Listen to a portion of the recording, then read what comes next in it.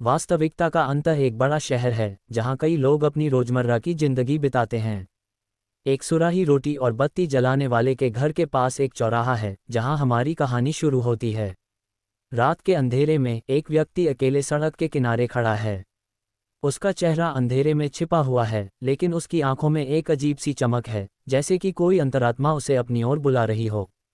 वह अपने जेब से एक विशेष तारोताश का पैकेट निकालता है और धीरे से उसकी ओर देखता है। इसे एक बार फिर से कोशिश करते हैं, उसने अपने आप से कहा।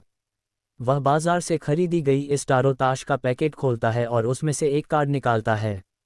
कार्ड पर एक गुलाबी बैकग्राउंड पर एक स्त्री की चित्रित फोटो दी गई है।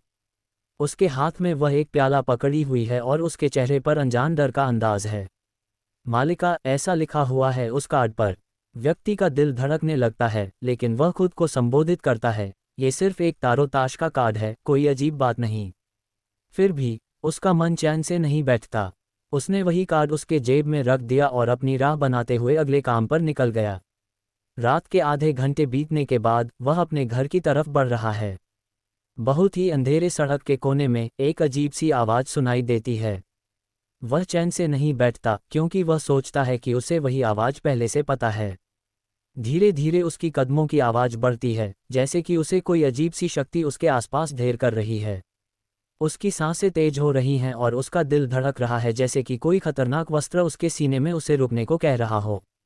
अचानक वह रुक जाता है और अपनी जेब में से वही तारोताश का कार्ड निकालता है।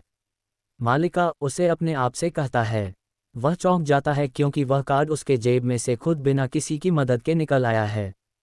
धीरे धीरे वह कार्ड के पास जाता है और उसको ध्यान से देखता है। फिर उसे याद आता है कि उसे कहीं इसका इस्तेमाल करने के बारे में पढ़ा था। कार्ड का उसके हाथ में तेजी से गर्म होने लगता है, जैसे कि कोई अजीब शक्ति उसके साथ खिलवाड़ कर रही हो।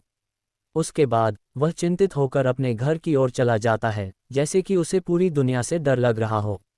उसने बेहद व्याकुल होकर बदला बदली शब्दों में इसका अर्थ जानने का प्रयास किया, लेकिन वह निष्क्रिय था।